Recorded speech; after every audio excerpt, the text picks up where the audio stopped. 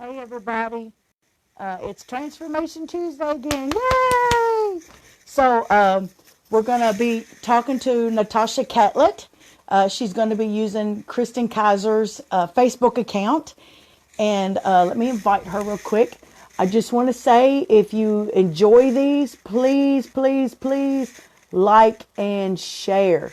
Because the more people we tell, the more people we share these with, the more people that will know about the saving grace of Jesus Christ and that no matter what, He's always here for us. I am so excited to be doing this with Natosha. She has just truly blessed me. We were in a revival together for, there she is. Let's get her on here. All right. Add, adding. Do I need to do in the name of Jesus again? In the name of Jesus. It's going to work. I refuse to believe anything else. Connecting. Yes. Thank you, Lord. Hallelujah. We did it again. Okay. Okay. First of all, I want to say if these are blessing you, please like and share. Like and share. And I want to show everybody my new shirt. That's why I got that hanging up there. It says Hope Dealer. And that's what we are. We're delivering hope that the Lord Jesus Christ can save you. Yes, even you. If He can save me, He can save anybody. So please like and share because we want everyone to know about Natosha's salvation experience. I have fell in love with this little girl. I know she's not a little girl, but to me, she's a little girl. And I asked her if she would just share about the saving grace of Jesus and how He has totally transformed her. She is just a beautiful person to be around. She encourages me, and we were in revival together, and it has just been awesome, awesome getting to know you. So Thank you. you can start wherever you want to, but just tell me all about how Jesus saved you. Okay, well, let me start. I got saved December 1st of 2018, and that was my genuine first true salvation experience. And He had to absolutely bring me on my knees to get saved. I tell you, I fought harder than stuff, but I'm here now. I'm here Amen. now. Thank you, and all glory goes to Him because I could not have done it myself. Um, but with that, He had showed me restoration, deliverance, unification, like just all these great things He had brought into my life, and I didn't realize it till the moment I had fell onto that altar. And one of the biggest things He had to deliver me from was depression. And I know that's something that a lot of people struggle with. Mm-hmm. It it is definitely something that got its grips on me really, really bad. And well, backtrack. I had I started actually getting depressed when I was in early elementary age. A lot of people think that children are too young to be affected by that kind of stuff, Oh but no. it's not. Um, I was 6 years old and I had been dealing with stuff that no child should ever have to deal with. And so that led me to terrible, terrible self image, terrible, terrible low confidence, and just I thought very, very poorly of myself. And I was about 6 years old when I started having suicidal thoughts. And a lot of people think, kids can't deal with stuff that young. They can. They can. I'm a living testimony to that. I started having suicidal thoughts when I was about 6 years old. And it was something I just thought was normal. I totally ignored it. I just thought it was something that everybody thinks about. And so as I got older, it tended to get worse. It did. And it would come and go. It would definitely come and go. There would be a couple of time periods I could think about where it wasn't as bad, but for the most part, they were always still there. And then when I was about 10 years old, I was introduced to some very unhealthy forms to lose weight. So you top that off on top of my depression. It was a bad mixture. I was taught, I remember we were on vacation and I was in the bathroom and I was just crying. I was just crying because I had wanted to eat, but I didn't feel like I was good enough. I didn't feel like I was good enough. I didn't feel like I was worth it. And I was told by someone that I was very, very, very close to that if I would just throw up, I would feel better. And so that's what I did. Now, granted, I don't know if that person knew just how deeply that affected me, but that is something to this day I can still remember in the back of my mind as if it was yesterday. So I topped that off, and then when I was about 12 years old, I started doing stuff that I really shouldn't have been doing for my age. I started smoking. I started hanging around people I shouldn't have been. And then all of that was just to try to get rid of that low image I had of myself. Because I constantly felt like I had a void. I constantly felt like there was something I knew that could make me feel better, but I was never going to find it. I just felt like that was the life I was destined to live. And that was the way everyone felt. And so that continued on until, I was about 12 years old. I had started dieting. And that was really just a crutch for my depression. Thinking back on it, that was just something I had used to have control over something in my life because I couldn't find control. Anywhere I looked, it was just, my life was just constantly hectic. I never knew what was going to happen next. And I wanted control anywhere I could find it. And so I just kept thinking, this is something I can have control over. And so that progressed. That gradually got worse until I was about 14. And I did not look like a 14-year-old at that time. I was much, much smaller than most 14-year-olds were. I was drinking at that time. I had got alcohol poisoning for the first time ever when I was 14, and I thought I was going to die. And it was just an awful, awful feeling, but at the same time, I remember thinking, why can't I die?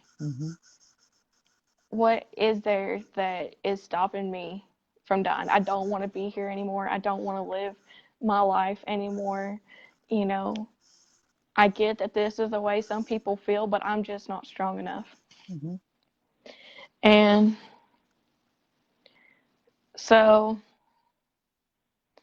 that just continued to get worse. And it had gotten to the point where I was in a doctor's office and I was sick. I didn't know really what was wrong, but I was sick. And my doctor had put a blood pressure cuff on me, one for a child. And she said, I can't even pick up your blood pressure, honey. Something needs to change. She said, you look sick. And so I had started taking better care of myself for a little bit. And then I was about 16 when my grandmother and my aunt, two people that, they lived with me and I was very, very close to, they were told that they had cancer and they were put on hospice within a week of each other. And so I just felt like my whole world was crashing down. Right. And I never really had much of a Christian outlet to reach out to. Mm-hmm. Not really people that understood what I was going through. And so I felt like I was doing it on my own. And um, around that time, I had started to get a little bit involved in church. Not really. I had went to church for the most part growing up, but I wasn't really being fed. I knew that there was a dude named Jesus, a guy named Jesus, as I used to say, and that he died. That's all I knew. I didn't know who he came here for. I don't know why he came here. I didn't know anything really. And I had started to get involved just a little bit. I was just kind of getting a feel of it because I was in a relationship with someone that was, into that kind of stuff. So I started to get a feel of it, and I got really hurt. I had gotten really, really hurt. The person that was leading it I don't believe he really had it in his heart to lead children. I don't think he was all really there to lead people. And that may be my harsh judgment, but he eventually told me at one point that if I didn't agree with something that he was saying, that I could leave. And so that's exactly what I did. I had a temper at the time, so of course, I had some harsh comments, but I felt like I had approached it in a very reasonable manner, and he had flipped out on me. So I was like, okay, then fine. I'm done. I'm out. You will not see me in this youth program ever again. And for the most part, that was the little bit that I did participate, but I was always raised, if you believe, then you're saved. Mm-hmm. If you believe, then you automatically got a ticket to heaven. And I remember just thinking, why am I dealing with the things that I am? Mm-hmm. I remember thinking, if I would be in church, I remember thinking, if God really loved me, then I wouldn't be feeling the way I do. I wouldn't have these thoughts that I do. I wouldn't be different. Granted, now I know he calls me to be different, but at the time I was like, I'm different and not in a good way. Yeah. And so I remember I would sit there in church and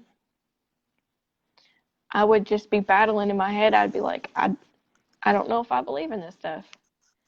But I had always heard that people either go to heaven because they want to or because they're too scared to go to hell. And I was the person that I was too scared. I was too scared of an afterlife, and that was one of the main reasons why I hadn't tried to actually in my life yet. But I would be in church and I would just sit there and I would think, do I really believe in this stuff? Because I don't want to feel this way, but here all these people are, and they seem happy and all this stuff, but I'm not. Mm-hmm. And so at that point in time, I kind of started to draw away, and I used to tell people in high school that,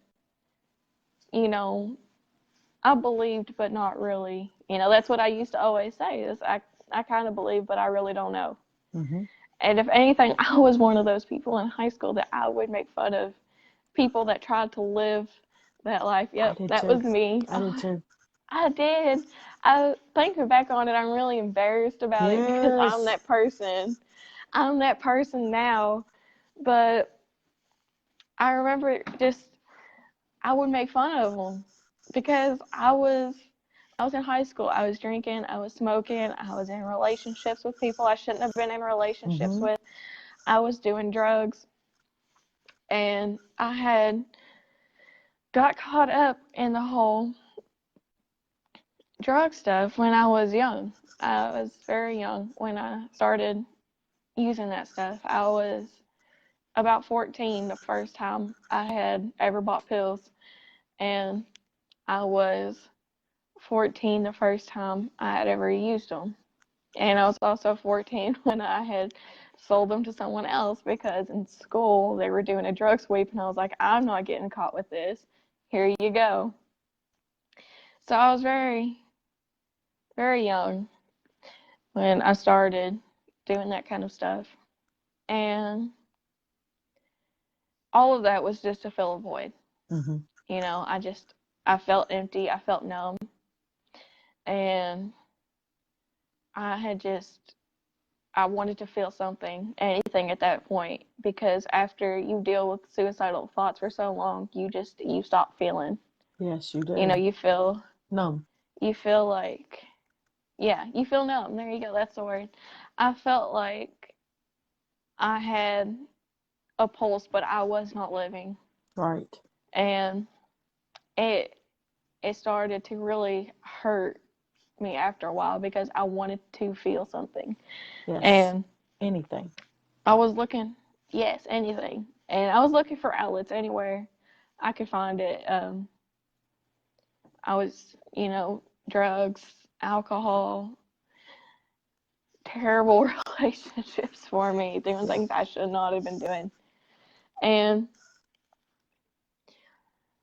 it was just to deal with the hurt that I had been feeling because all I knew at that point was loss and disappointment in shorter terms. And so, fast forward again to my senior year of high school, junior to senior year of high school. My grandmother and my aunt had eventually passed away. My grandmother was the first to go, and that was definitely the one that I took really, really hard. And at that point, that was when my life really started to spiral out of control Mm-hmm. because I was already pretty much doing whatever I wanted, anyways, but it was, I don't have control and I'm doing whatever I want, and that was just a really bad combination. So I was drinking more, I was smoking more. I was at that point in time, I didn't care who I hurt. I And you had cut also off. you also had a major eating disorder at this time also, correct? Yes, yes. At that point in time, that's when it really started to kick back up again in my life. I had been dealing with it since I was 14, but it really it really showed its ugly face again after my grandmother had died. I remember her funeral. We had They had a big meal for everybody, and I have a very large family, and they were all eating, and there was people there that I did not I did not need to be around, especially for my age. Um, and one thing that really runs in my family is addiction. That is one thing that I would say that is a huge generational curse in my family is addiction. And so I definitely grabbed a hold of that in different ways. Um, I remember at her funeral, I was just all depressed, and I was sitting there, and I remember I had grabbed a plate to eat, and it wasn't anything big, but I just remember staring at it, and I was so lightheaded already because I was just so overwhelmed. And I thought, what else can happen to me? And, oh, I'm sorry, I'm tearing up. I remember thinking, what else can happen to me? I had already lost about 6 people in my life that I was really, really close to. And just what else? I was already cutting myself to feel something. I was already drinking. I was already doing drugs. I was smoking cigarettes. I was like, this is it. So, um, by my grandmother's funeral, I was a healthy weight. I looked healthy, I wasn't I wasn't chunky. I was nowhere near being chunky, but I remember that was when it really started to get to me again. Mm-hmm. I remember I would just sit in the bathroom and I would just cry because I hated who I was. I hated how I looked, and it just continued getting worse. Mm-hmm. And I would I would go long periods of time without eating. I would exercise like crazy. I would probably spend about 2+ hours a day exercising every single day. And it, I just felt like I had to. I had been abusing diet pills before, but that's when it really got out of hand too. I had really started using diet pills, and I, the cutting just got worse with it. That was something that my cutting got really out of control with. And I, my senior year, I had lost a significant amount of weight because that's what eating disorders do. Is at first, the real thing that you get addicted to is how fast you lose weight at the beginning, but towards the end, your body is just trying to stay alive. And so I had lost, a lot of weight, and I still looked healthy. I looked very thin, but I didn't look quite sick. And so, of course, kids in school, they noticed, and it got the attention of people. And I was not the nicest person to know in high school. Mm-hmm. I wasn't the nicest person to know. I was friendly sometimes would be the word to use. But um, one incident in particular was I had befriended a girl, and we were in the same nursing class, and so she had told me about some stuff going on in her life, and in an effort to empathize with her, I thought I would share a little bit about what I was going through. And in reality, I was just confirming rumors for her, and she had used it to hurt me. Mm. Um, and then I remember within a week, everyone in school knew, and I was getting really bullied, really bad for it. And so that just made the drinking, the drug use, and everything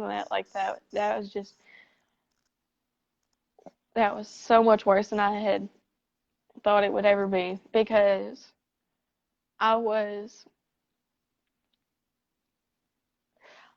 I was one of those people. I partied with more like the outcast. Mm-hmm. I hung out with what people call the burnouts in high school because I was one of the burnouts in high school. And so, that whole situation just got worse. And I had lost some friends. And so I really started to isolate myself. And I would I would just sit there in school, and I would just keep to myself as much as I could, and I would not look anyone in the face. I would just try to keep my head down and just go through emotions, because I knew when I graduated I could get away. Mm-hmm. And so on top of that, I was dealing with a whole bunch of stuff at home. And so I really never felt like I had a safe place to go. And so it had continued to get worse and worse and worse until I graduated. I did. I graduated. And at that point in time, I had started to look sick. It's not one of those things that a lot of people think that it's just a quick and sudden thing. For some people it is, but for some people, a lot of people, it's a very gradual process. Very gradual. It's one thing that it is. It is one thing that a lot of people are struggling with before it's ever really evident. And some people, you can never really tell with them. You can't. I have met people that have struggled with it, and they never looked any different, but it's a hurt. It is something that hurts, and it's an addiction. It is for sure an addiction. And I graduated, and I had started to look sick at that point in time, but I was like, what have you? And at that point in time, when I first started relapsing in that area, I would limit myself to around about 1,000 calories a day, which is unhealthy for a 17-year-old girl that's already, fairly smaller. That's unhealthy. And it just dwindled down to around 300 calories a day on top of exercise. And once you think so long that the thing fueling you is poison, you start to believe it, and your body does too. And so I would use any efforts necessary to get food out of my body.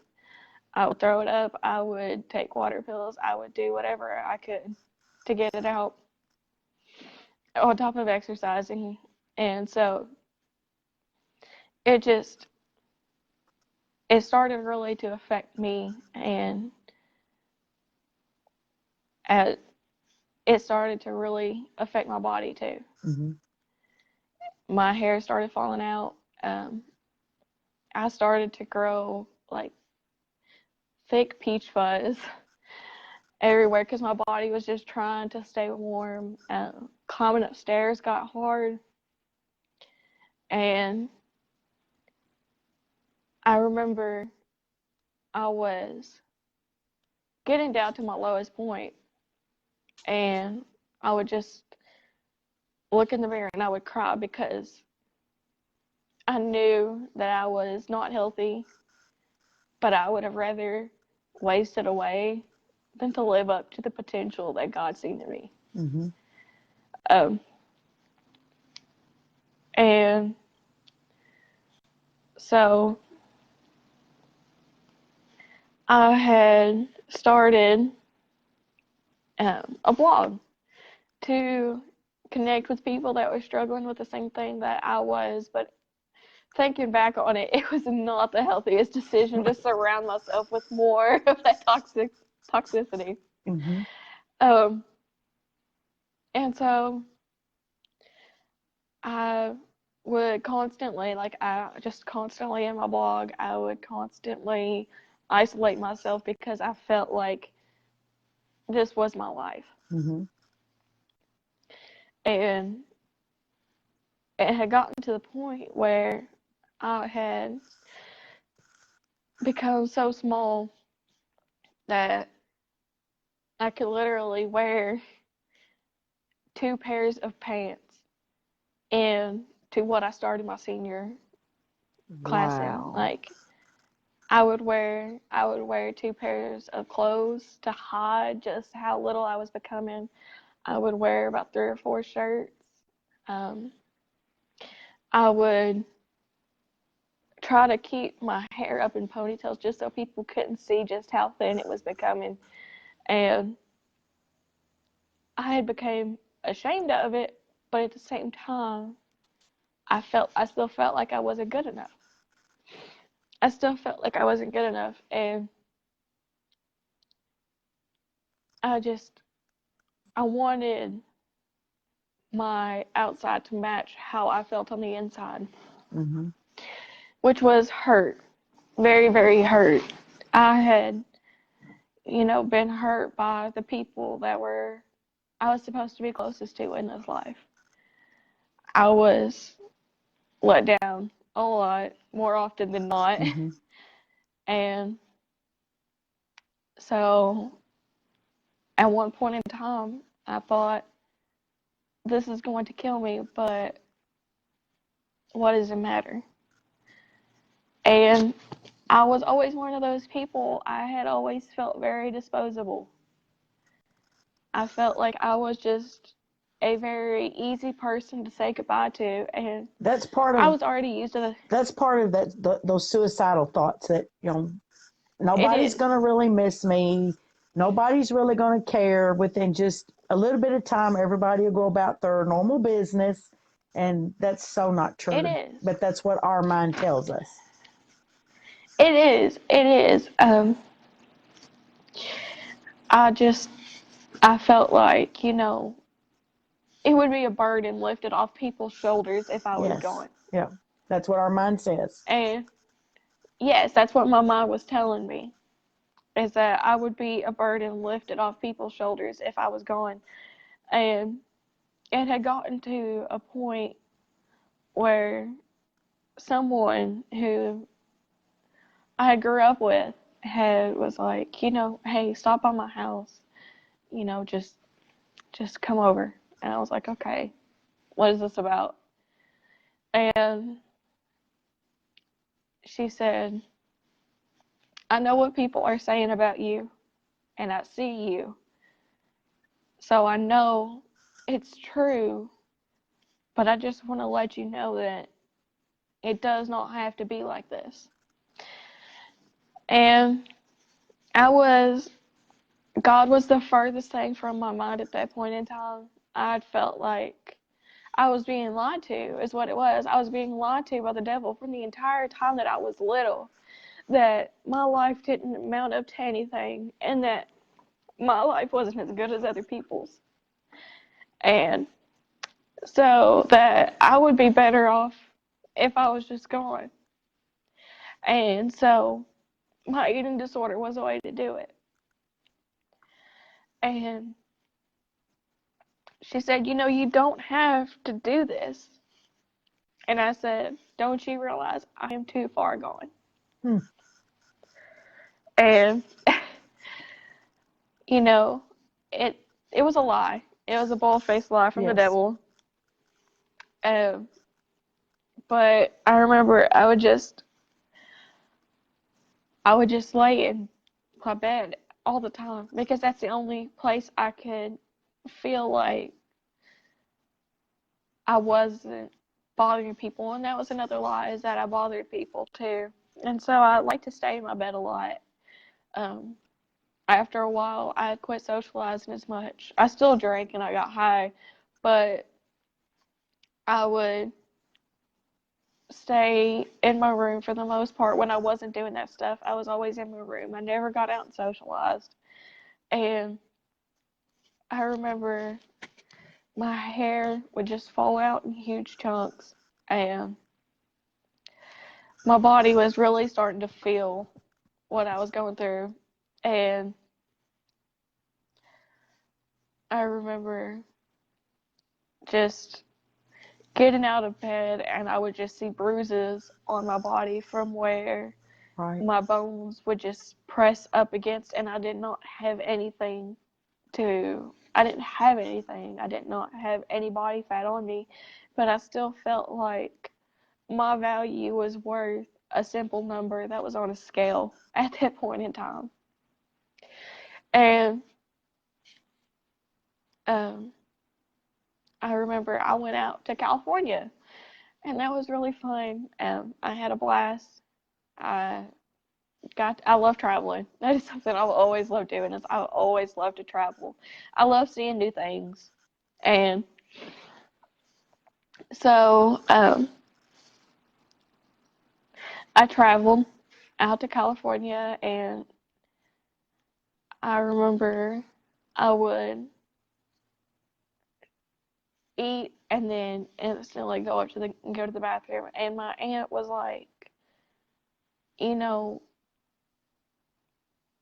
this is not healthy. You need to stop. It's gonna hurt you eventually. And I didn't care. And at home, I still had access to diet pills and stuff like that, and I shouldn't have. I really shouldn't have. That stuff should have been really taken away at that point in time. But I still had access to it. I did whatever I wanted. Um, and so by the start of my college year, I had I had already been like suffering pretty much every major downfall you can suffer with an eating disorder. Like, I was very malnourished. Thankfully, though, I never had suffered anything like osteoporosis or anything like that. But I didn't look the same. I didn't feel the same. Um, my eyes were sunk in, and my skin, it was very pale, and I had dark circles under my eyes. I didn't feel Mm-hmm. good at all. I just I felt more numb than ever. And um, I had at one point I went to a it was kind of like a church service um, with the person I was with at the time. I was still with the same person that I had tried to get into the church with before. I Mm-hmm. was still with that person.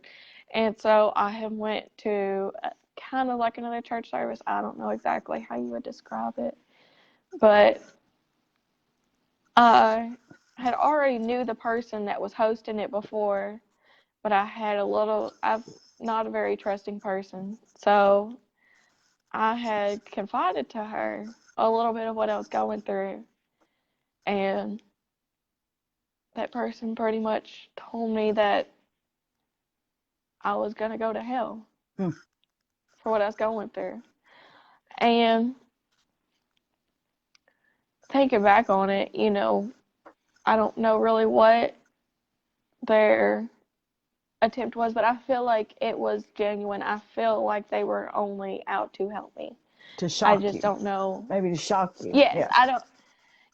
I don't think that person was actually trying to hurt me as much as I felt like they were at that time. Mm-hmm.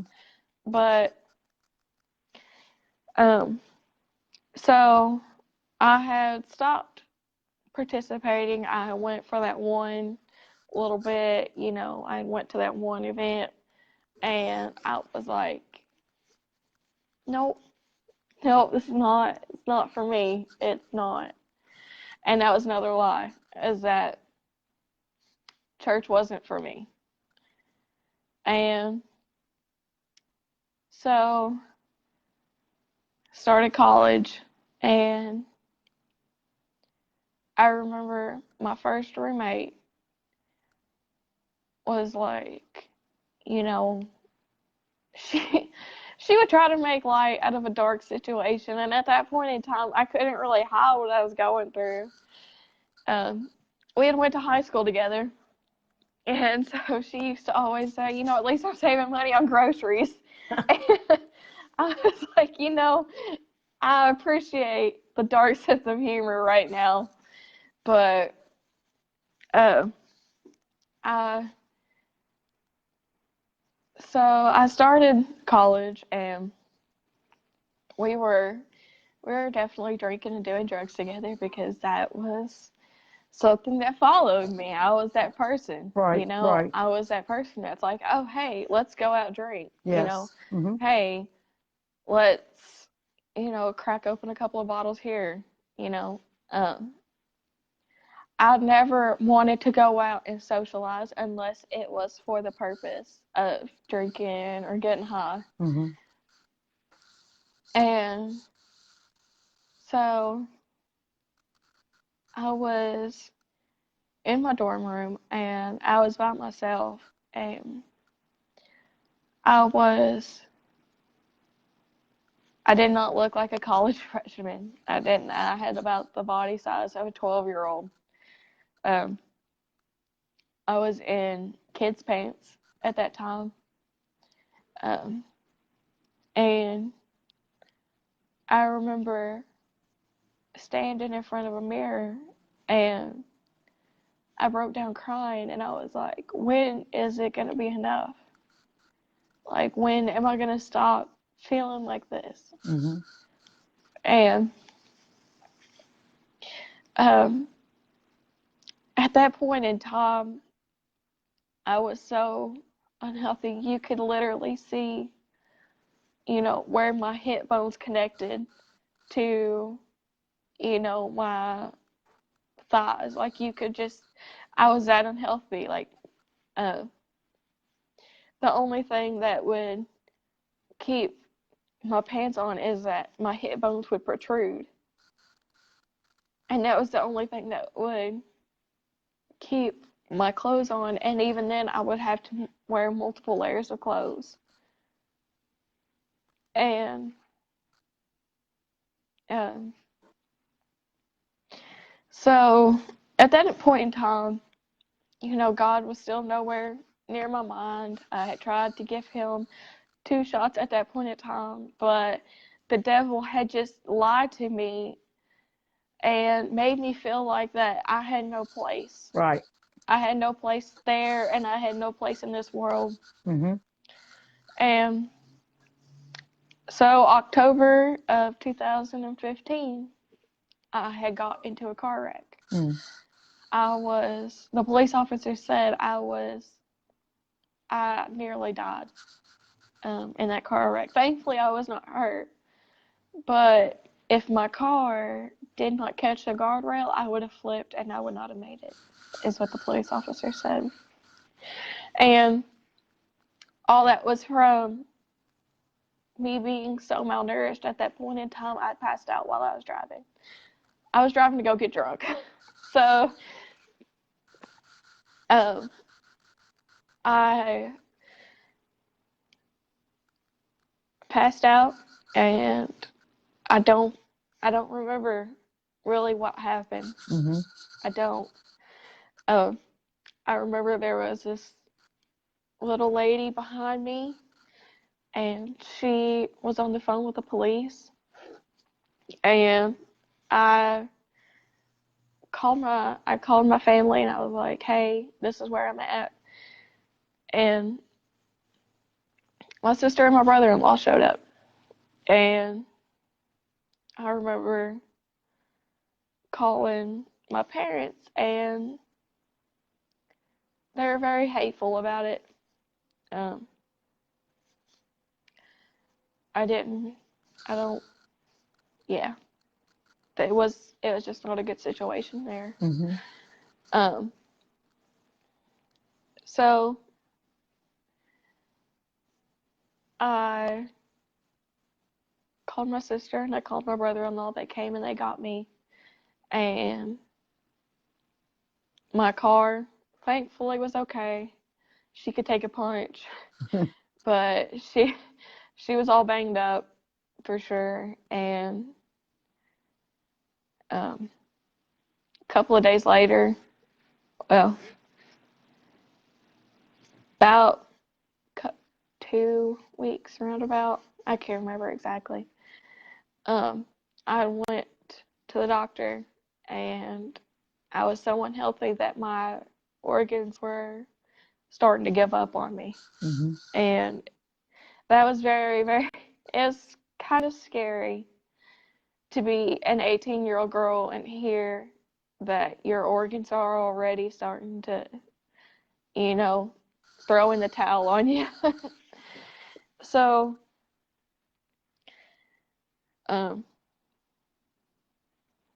I was like, okay, this is how I'm meant to go. This is how I'm going to go. Well, um, after a while, I had finally wanted to change. My my heart rate would chill around the 40s, which for an 18-year-old girl, it should be around 60 to 100. And it was at mid 40s. Mm. And so I had, I eventually decided that I wanted to feel better. And so I went through the whole weight restoration process and everything like that. And I had gotten up to a normal weight again. However, I was still being lied to a lot by the devil. And I had started a new job. I did. I started a new job, and I'm still there. Mm-hmm. Still there. It was my first and it was my only job.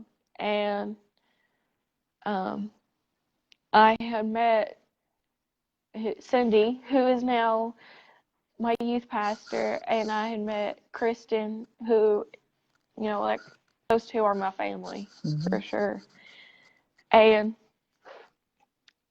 I remember they invited me to church, and they didn't know exactly how I felt.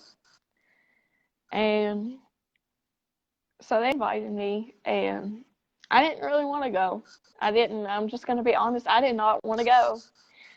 But I went because I was like, I don't really have friends. Mm-hmm.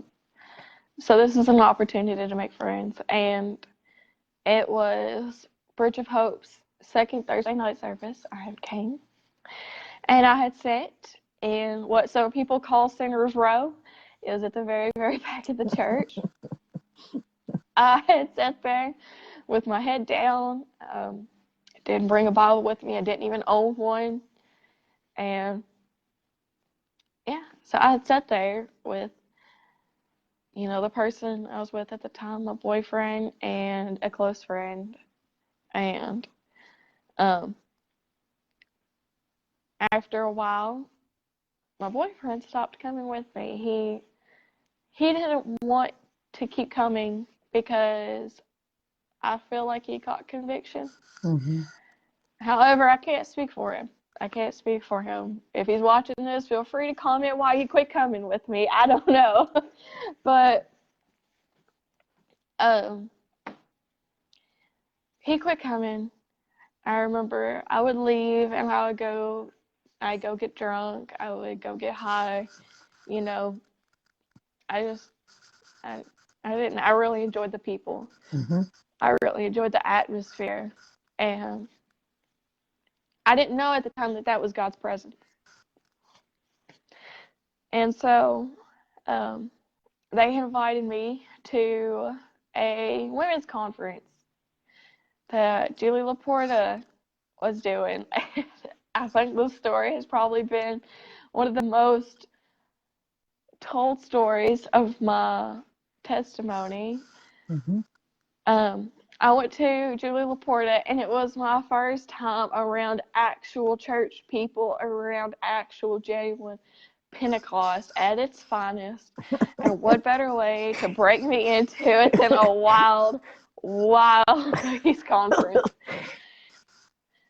So I was sitting on the edge of the pew. I was like, I don't want nobody sitting beside me. I don't know anybody. And so Julie Laporta, worship gets going, everybody's got their hands up, and then Julie Laporta takes off and runs right by me. And I jump up and I look at Shannon next to me. I said, you got to switch me sides. And I climbed up in her lap. I said, you got it. Nope, I'm not sitting next to the edge because if they're pulling people to go running with them, I don't want to be caught in that midst. Okay? So they took off running, and I was like, you have at it. I'll watch you from the sidelines. Mm-hmm. And it was just bodies everywhere. It was an amazing service. It was, but I've never been around anything like that in my life. Mm-hmm. And so it's like, you got to switch me sides. I sat on the other side. I was happily in the middle there around two people who I knew, which was, Shannon and Cindy. And it was a good time after that. And they, for some reason, invited me to come back with them. And I was like, sure, why not? Yeah. But that was when I really started to be broke in to the presence of God. And at that point in time, I had been hurt again in college by a preacher there. If you've ever been on college campuses, sometimes you get those preachers that are very, very hateful. And I had stumbled across that, and it turned me off completely from the Christian body. I was like, I had gave it 3 tries. Third strike, I'm out. I'm going to go do my thing. And I had professed to be an atheist. I stopped believing 100%. I didn't know the Bible. I thought people that did believe were crazy. Mm-hmm. Oh, the irony. But Yeah. I was an atheist. And so I kept going to church with them. I had said to myself on the very, very first night that I had went to Bridge, I would give it a year. Mm-hmm. Once I found out it was an every Thursday thing, I was like, I will give this a year. And if a year I don't find something in it for me, I'm done. I'm done trying to go to church, And I didn't believe, but I really enjoyed the atmosphere, like I said before. And so I continued going to church with them every Thursday, and I feel like I was pretty faithful in going. They may disagree, but I felt like I went. I enjoyed it. I did. I really enjoyed the atmosphere. I enjoyed learning Mm-hmm. about God. I didn't know who He was at that time, but I enjoyed hearing about it. Mm-hmm. Even though I didn't believe it, but I loved it. Mm-hmm. So I continued going, and at that point in time, I didn't know it was really the presence of God, but I knew it was something that I had not experienced before. Yes. So I brushed it off, and then that's when the devil didn't like me going to church Mm-hmm. at all. He started pulling at me harder and harder and harder. So my depression, I thought it couldn't get any worse, but it could. It could. That is something that you never want to say is, can it get any worse? Because it can. It can always get worse. Yes. So I had been going to church with them for a few months. They knew I was an atheist, but they still welcomed me into that church, which really meant a lot. I never stood up and was like, I don't believe in any of this, but I think my actions made it very clear that I did not. I didn't believe. And so it was April of 2017. I had decided that I was going to take my life. And I tried. I did. I couldn't figure out what they had that I just could not get. And it was right in front of my face the entire time, and I couldn't realize it. And I tried to take my life, which resulted in me miscarrying a child I didn't even know I was pregnant with.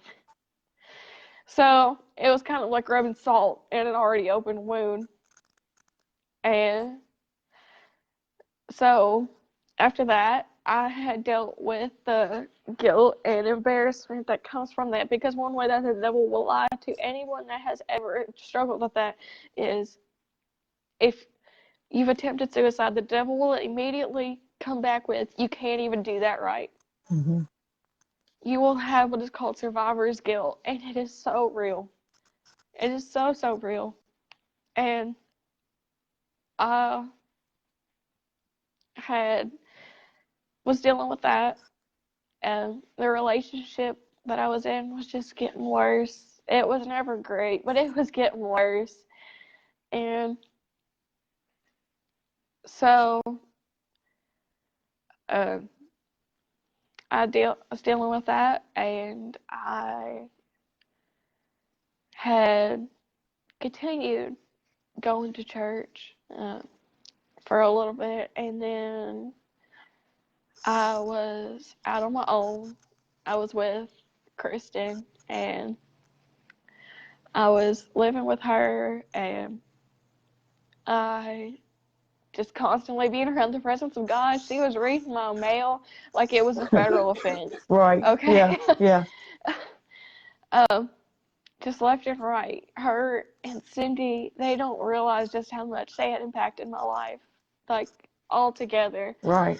And so they could, I didn't understand it. I didn't understand why they did, but they could. Cindy, at one point, I think she's okay with me sharing this now, and if not, I'm sorry. But her and Kristen knew where I used to cut myself in that house, and it wasn't in the bedroom, and they knew. And I would ask, like, how did you know that? And they'd be like, we could tell you, but you don't believe us. And it was true. I did not believe them. And it was just hurt that I had brought with me from everything. The devil did not like what I was affiliating with, so he brought up my past, and it was just constantly in the back of my head. And eventually I had become so suicidal I could not even stand to be around the presence of God. And when you've been suicidal for years, it one day feels like an eternity. Right, yeah. And so September of that year, I had attempted again. I did. It was just everything from my past. I felt like I bothered people because my past was affecting me so bad that I couldn't even be around the presence of God because I was just so hurt. And that's all I wanted, was to quit feeling the way I did.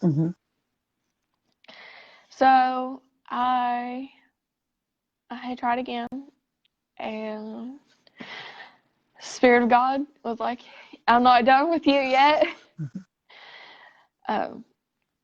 Cindy came banging on my door, and she wasn't even supposed to be at the house that night any longer. She was supposed to be there for a little bit, but then she was supposed to leave, and I thought she had left.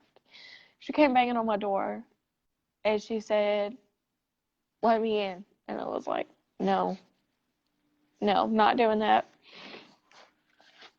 And I remember just crying, thinking,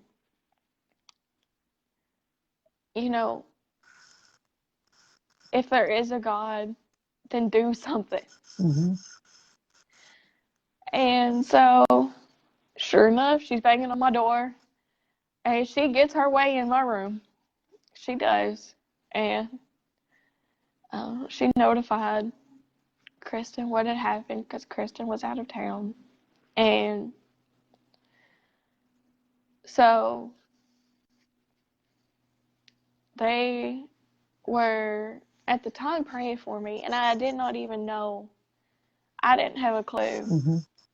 I had no idea. And then, so she was banging on my door. They came in, and then after a while, that's when it really started to really get a hold of me, is that, maybe there is something. And so November 27th, I had went to the doctor to get put on medicine to help due to the previous suicide attempt I'd had. I had made an agreement that I would at least be medicated. If I'm not going to get saved, I'll be medicated. Yeah. So,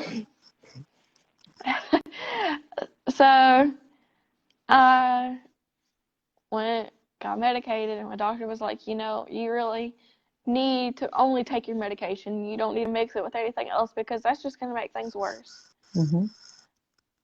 And I was like, okay, I'll give it the good old go. Mm-hmm. So I stopped. I was like, I'll stop. And I was crying in my room because I felt like at that point in time I really did have nothing. I didn't have drugs. I could not have alcohol anymore. I could not, I had gotten out of that toxic relationship. I had gotten out of several toxic relationships, but I just felt like I really had nothing. And so it was the first day of the medication, and I was crying, and I was like, I don't want to go into another year feeling the way I had. And Kristen was like, the one way to get away from that is you can turn yourself over to God, and you can pray. And I was like, okay, fine. What else do I have to lose Right. at this point in Right. time? I tried everything else. So she was really taken back. She was like, what? I was like, I'll do it. So, 4 o'clock, or no, not quite 4 o'clock. I'd say it was probably about 2. I can't really remember the time. It was early in the morning. And she had called good old youth pastor Cindy, who, that woman is an amazing youth pastor. I don't know many people that would get up and come to church with their youth that early in the morning, but she did, and it really meant a lot to me. Amen. Just to know that I felt like for once I wasn't completely disposable to some people. Somebody cared. Yeah, which is something that really meant a lot to me. Is that I had 2 people that would come to church with me that early in the morning just because they wanted to see me saved. At the end of the day, that's all they really wanted, was to see me turn my heart over to God. And so I fell down on the altar, and I cried, and I cried. Sorry, my box of tissues. No, you're good. I had cried, I had prayed, but I didn't get saved. I did not get saved that night. But they knew, and I didn't. But 3 nights later, God would deal with my heart again. I had already felt his tug a few times, but the first few times I didn't really know what it was. I kind of had an idea, but I just kind of chalked it all up to being in my head, because that's what the devil will lie to you. Tell you it's just all in your head. But it's not all in your head. It is it's something from God. God is not going to sit there and tell you to get up and go to an altar. Right. No, the devil's not going to. You're not going to tell yourself to. God will tell you. But you're not going to tell yourself to do something like that. And I did not know that. So I didn't get saved. However, a year later to the day, just about, it was going to be one of the last services I went to. I tried praying. It wasn't working. And went back to the same ladies' conference. I switched sides, and, I knew this time to sit on the inside. Don't sit on the outside this time. Sit on the inside. Yeah. And thought you were safe. I did. I thought I was safe. And so it was an awesome sermon. And I thought to myself, if there's an altar call, I will get up for that altar call. Well, it was a different altar call. It was not your usual altar call. She was doing a prayer line. And I was like, this is not the kind of altar call I thought it would be, so it's not for me. It's not. I can honestly say I tried, and it's just not for me. And then at that point in time, Kristen, that woman who, like I said, her and Cindy are they're amazing people. Mm-hmm. And they don't understand just how amazing they really are. That's truth. She turned around and she said, "You need to come with me right now." And I was like, "What? Why? Why?" Like, I didn't say anything. But she had heard what I was saying to myself in my head and what the devil was saying to me. And it hurt her to hear it. So I went up there and I just fell face first on that altar. And I just cried and I gave myself over to God. And good old Cindy, God love her little heart. The woman that one of the people that had prayed for me so long, Bridge of Hope had prayed for me so long. I know Anchor did too, but she had been praying for me for so long. When I had quit going to church, she had prayed for me. She had stood in and prayed for me because she knew that church was the one thing keeping me alive at that point. Right. She was in the bathroom when I went to go get saved. She was in the bathroom. Never go to the bathroom. She came. No, not during altar call. There's always something that's going to happen. And so she had come out and she was like, "Where is she at?" And then little Shannon just pointed and she was like, "Oh, let me out, let me out, let me out." And thankfully, I didn't like being touched. Now I'll hug anybody. It don't bother me, but I was a very backwards person. So there was some people that were, they were very kind and they would pray for me, but they let people know that I was not comfortable because up until that point in my life,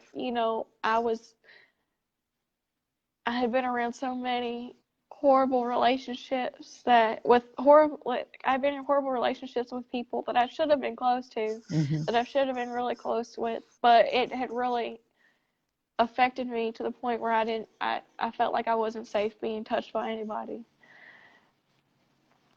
So, I gave my heart to God, and I was being battled in my mind the entire time, and Kristen just sat there and she read my mail to me, and then one of the turning points was when Julie Laporta had baseball slid up under me. That woman had got up and she had seen me and ran over, slid up under me, and that woman, she did not know me. She didn't know that I had seen her before, I don't think.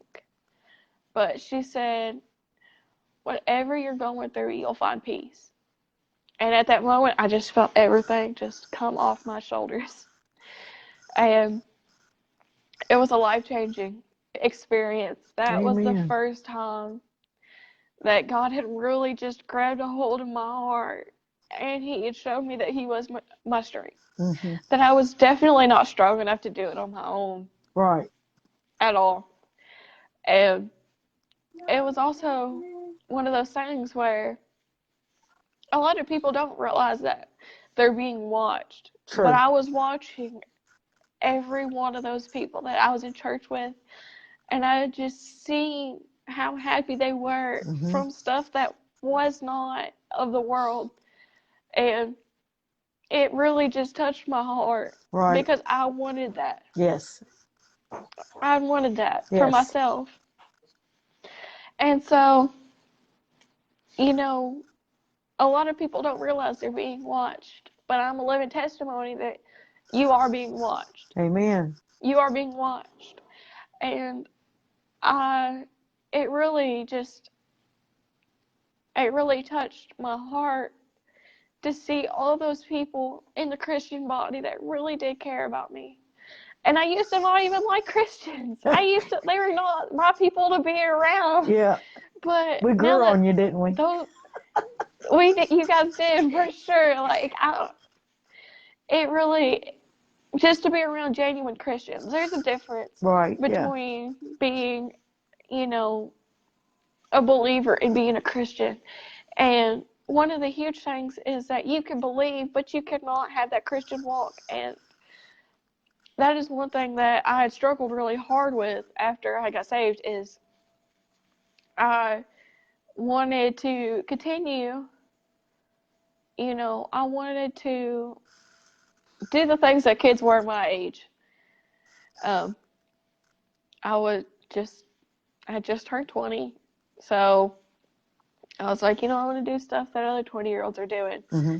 And it eventually led me to almost giving up something that was so precious that had touched my life. I didn't realize just how precious it was until I'd almost lost it. Right. Um, it really does hurt. And that was one thing that I can also testify to, that when you're walking the walk and then you know who God is and then you fall away, it's so much harder to come back. Truth. It is so much harder. Yes, that's because we don't forgive ourselves. Yes, and that is one thing I struggled so hard with, was not forgiving myself. But the devil is sitting there telling me, you had already messed up too much. Those people that had prayed for you, you had just stepped on it, and they don't want you back. They don't care about you anymore. And that is one thing that I just kept lying to myself about. And it had gotten to the point where I was depressed, and I had stopped drinking, and I had stopped, I had got out of relationships with people I did not need to be in relationships with. But I started to feel numb again. And I'd wished I had that testimony where I got saved and that was it, but that was not me. I totally, I started to feel battled, really, really awful, because I thought I got battled before, but when you get saved and you get battled, it's even harder, because now the devil wants something from you. He wants more than your life. He wants your salvation on top of it. And that's not something that you can have taken away. That's something that you kind of have to give up on your own. And so I was going through the motions, but I did not have it in my heart. And it wasn't up until this year, actually, I had decided, enough is enough. It's not getting better with just me. There's got to be some intervention, because I had felt like I was doing nothing but hurting people that had prayed for me. And that was just something that I had took so long to forgive myself. And I don't think it was up until I went and apologized to those people for hurting them. And I don't know if I hurt them, but I know if I have invested time in prayer in someone, and for them to, make it feel like it meant nothing, that's what I would imagine, like, it would hurt. And so it was very, very hard to forgive myself. And that is something that, the devil still tries to bring to my mind, is that, oh, you remember how bad you hurt these people? They still don't want nothing to do with you. But that is something that I know now, that through God changing me, changing who I am, because there's no way I could have done it by myself. Right. Being too far gone, I was too far gone for me to change myself. It needed God to change me. No one's ever too far gone for him to change you, but you can be too far gone for you to change yourself, and that's what I was. That's very well said. Very well said. Thank you. Thank you.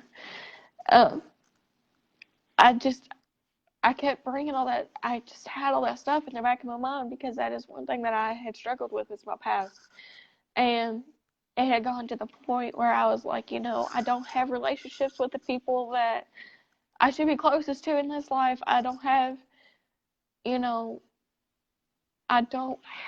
that normal life. And then eventually, when I had rededicated, God was like, you can be the victim, or you can have the victory in me. That's right. And that is one thing I just had to grab and hold on to, is that I am so much stronger than in him. A lot stronger than I ever am on myself. Right. Like, I cannot stand on my own 2 feet. Right. That with him, I can do all things, but by myself, I just can't do it. Right. I am a very self-destructive person. I am a very I would lie just to get out of things because I did not want to deal with stuff. Right. I didn't want to deal with it. I would already felt like I was already dealing with too much, you know. I was like, I've already dealt with all this stuff. I don't want to deal with anything else. So I would lie to avoid stuff. And, you know, when I rededicated, I had felt what I did when I got saved. And it was something that I had realized that I have to continue to feed into. I have to Yes. continue to fuel it. And ever since then, I don't struggle with depression or oppression anymore. I have felt I felt so much joy. It's crazy. Now, I do still have my days. I can honestly say I do still have my days where I get battled with that. Right. Yeah. But We I all know do. that my joy is in Him. Right. Exactly. It's not one of those things that it's okay, goodbye forever. Some people it could be, but for me, I'm not one of those people. And so it was something that I learned that I have to find my joy in Him because there's nothing in my life that I could find joy in. Nothing. No. So when I had grabbed onto Him, it completely changed who I am. And for once, I'm comfortable being who I am. I have salvation fluff now, as I call it. Yeah. I love it. As I always say, He had increased me by far. I actually look like a 22-year-old woman. Right. And yeah, you don't look like a 12-year-old anymore. Yeah, exactly. I can wear one pair of pants and I'm okay. If anything, they're probably too tight now. So,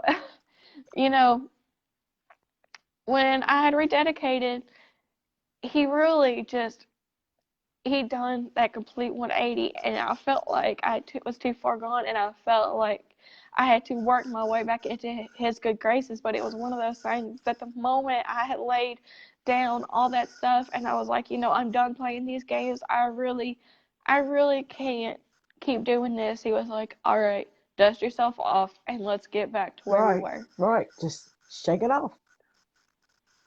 It's been amazing. It's been amazing. I don't regret it. I still battle as same as anyone else, but I've kind of come to the revelation that God doesn't, when He mentions the full armor of God, He doesn't mention anything on your back because you're not supposed to run from your problems. You're supposed to deal with it, but you're supposed to allow Him to be your strength. You're supposed to allow Him to be your refuge, whenever it's coming up on you and you feel like you can't handle it alone, you got to rely on Him. Right. You got to fight using your sword and your faith and your salvation. And it's not something that I felt like was taken away, but it's not something you can ever give away. It is something that you have to stop. It's something that you have to stop giving into. And so I have felt amazing these past few months other than the battles, but then for a while I was getting battled and I was like, what is going on? I was starting to feel the same way. And I had come to the realization that time that I could not just throw in the towel like I had done before. Because like I said, He doesn't get full armor of God. He doesn't mention a back plate so you can run for your problems. You got to hold on. You got to hang on. And it was at the youth revival. You were there. I I was up on that. I was praying, and I was like, God, I had had a few experiences with him when, I was in and out with my salvation. I had few experiences here and there, but I was like, God, I have not had an actual experience with you since I've come back. And I was being lied to. I was being lied to by the devil. I was being told that I was too far gone, and that, you know, I had missed my shot. I had missed my shot. Well, that night I was praying. I was like, God, I'm not leaving without something. I don't care what it is. I don't care if you tell me that 3 red cars are about to pull up in this parking lot and 3 red cars pull up in that parking lot. I want something from you. Mm-hmm. And that night I had got blessed with the Holy Ghost, and that was just something that shook my world. Yes. I hadn't had it very long, but it's something that definitely, it shook my little world up, and I had no idea how much it could, but it's all just a blessing because it's a relationship. Yes. A deeper. Yes. And it's a deeper relationship, and that's all I wanted, is because I had felt like for someone that felt like they were constantly disposable to people, it was nice to feel like I had something with someone. Mm-hmm. Although, you can't see a person, but you can feel him. Mm-hmm. And it touched my life. It had touched my life. I was reaching for straws. I was grasping for something, and I had my whole world set on turned fire. Upside down. You were ignited. Set on fire. I was. It was incredible. And yes. I remember when we were praying, you would shake your head no, and I'd say, yes. You'd shake your head no, and I'd say, yes. And see, the thing is that night, I remember thinking, like, all these people are getting blessed. And then here I am, like, working a little bit in the church. I'm not doing much, but, I'm doing what I can. Girl, what you do is mighty. What you do is mighty. After you all leave that church, it sparkles. Only God does that. Thank you. What you do is mighty. Very needed. Very important. Thank you. But I was like, all these people are getting blessed, and I'm hanging on. And I feel like that I'm starting to lose my grip. And that relationship, it's insane. It's insane. It's definitely the most rewarding relationship I had ever been in. And it's all because I had been around true Christian people, not just people that believed in God, but true Christian people that had seen a soul and seen that I was worth saving when I didn't think I was, and had seen that I wasn't as disposable as I thought I was, and that seen that God did have a plan and that God did have a purpose for me, because I didn't feel like I did. And it was all because I had seen those people and the life that they were living, and the genuine love that the Christian body had exalted, when it is actually in, like, one mind and one accord. I had seen the love that the actual Christian body exhibited. Right. And it really touched my soul in more ways than I can ever imagine. And it was just such a blessing. It was such a blessing. You found out that he thought you was to die for. I did. Yeah. I had learned exactly, like, what exactly he came. I learned more about him in this short period of time that I had been around the Christian body than I had ever learned in my entire life. And it was just so exhilarating. Yeah. It's such a blessing. Amen. It's such a blessing. I never take learning something new for granted, because, I want to try to know as much as I can about someone that had seen me as someone worth dying for, when I had felt like I was not worth even living.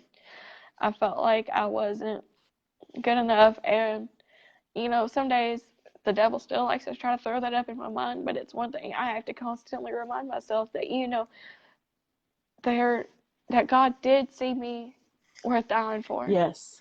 Yes, he did. He thought you was worth And so saving. That song he just keeps did. going over and over and over in my head. I'm going to send that to you. Okay, please do. Yeah. Please do.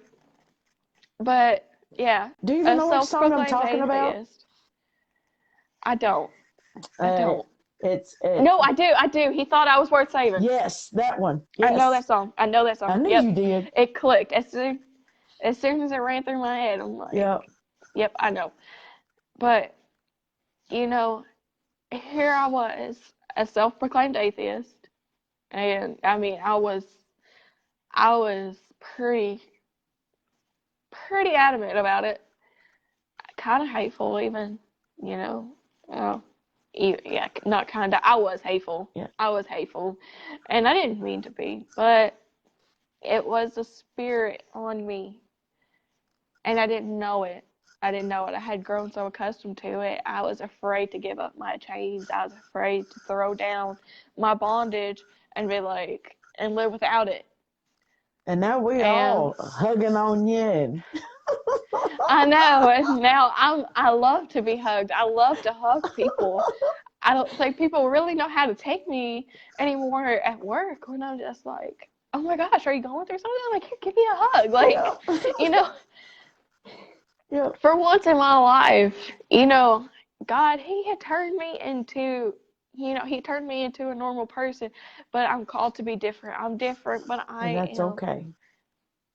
I'm normal, and I'm fine with that. And it's such a blessing.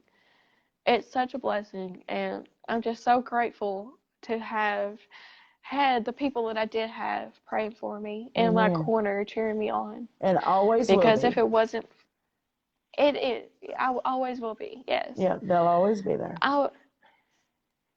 It's such a blessing. And, with the revival, I met your daughter, Tasha, my name twin, and can I just say, I love that little girl with all my heart. Granted, she's older than me, but she's older I love than her. Yeah, she's older than me, and I mean, not by like a little bit. Like, she's like 5-6 years older than me, but like, I love her with all my heart.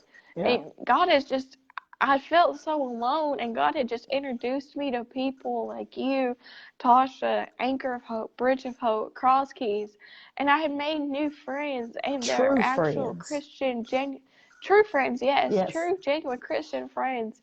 People that, Kristen no longer has to pick me up from places because I'm so high I can't drive, or that Cindy is not being interrupted during Bible study because she got told on me. Because God, he loved to snitch on me. Like, I mean, there was a landline to heaven that was sending a quick text whenever I was doing something I shouldn't have been. But it's because I had people praying so hard for me. Right. He was letting them know how to pray for me. Yes. And I didn't realize that at the time. Amen. But, those people, the people that have a landline to heaven, as I always say, I try to keep full service, but some people, they got that landline to heaven. And, he told on me more than once, multiple times, when I was doing drugs and stuff like that. And, they didn't shame me, not or anything. Let me know that it was not the smartest thing to be doing. And yeah. they let me know that, God did tell on me, but. And I think he might have saved your life a few times too. Yeah. Oh yeah, for sure. For sure. Yeah. For sure. Because if I was not going to kill myself, someone was going to kill me because they've been praying for me. And I was just sitting there and I was stomping all over it with, drugs and alcohol and stuff like that. And so, yeah, he definitely, like, he saved my life in more ways than one. Yes. He had saved me from me killing myself. He had saved me from, them killing me, because I'm not even gonna lie, I'm sure that they wanted to pop my head around a few times. That's what I was talking about. I was joking, but I was like, he saved your life from Kristen more than once, and I know it. Yes, he did. But I know, because I know that one thing else I've noticed is that people in the Christian body, a lot of people in there, they hurt love, and a lot more than, oh, let me hug you and coddle you. It's, why are you like this? Like, what are you doing? People in the Christian body, they love you too much to coddle your hurt feelings. Right. They love you too much to coddle your mistakes. They'll let you know that what you're doing is wrong. Right. They will, but it's because it's out of love. Yes. It's out of genuine love. Yes. And a lot of people mistake that as being judgmental, but it's one of those things that people that are truly walking with Jesus, they love you too much to see you, get yourself into a situation that you can't get yourself out of. Amen. And that's exactly what hell is. It's permanent. And right. So, yeah. All right. It was. Well, oh my goodness. Girl, no wonder my kids keep banging on this door. We're going to have to wrap this up. I'm so sorry. No, time has flew by. It has just, time flies when you're having fun. And we've just been chatting and having fun and talking about our Jesus and how he saves and the glorious changes that he makes and divine connections, new friendships, and he thought you was to die for. It does. It does. He is amazing. All glory goes to him, because I could not do it by myself. Amen. Well, I truly thank you for doing this. And I know you have no idea how many people this testimony is going to help, because you covered, the devil took you a lot of places, depression as a child, starting at 6 years old, suicidal, eating disorder, self-harm, cutting, unhealthy relationships, drugs, alcohol, not thinking that you had any worth at all. This testimony is going to help a lot of people say, hey, if God thinks she's to die for, maybe he thinks I'm to die for too. Thank you. Thank you, because that's all I want. You're going to help a lot of people realize that there's more worth in you than you realize. And I'm definitely going to be watching you, little girl, because I fell in love with you. I did. I fell in love with you. Thank you. So you're stuck with me, Thank too. you. I love you, too. You're stuck with me, too. I love you, too. All right, well, I'm going to get off here before my kids mob me. All right. Thank you. All right, love you. Bye.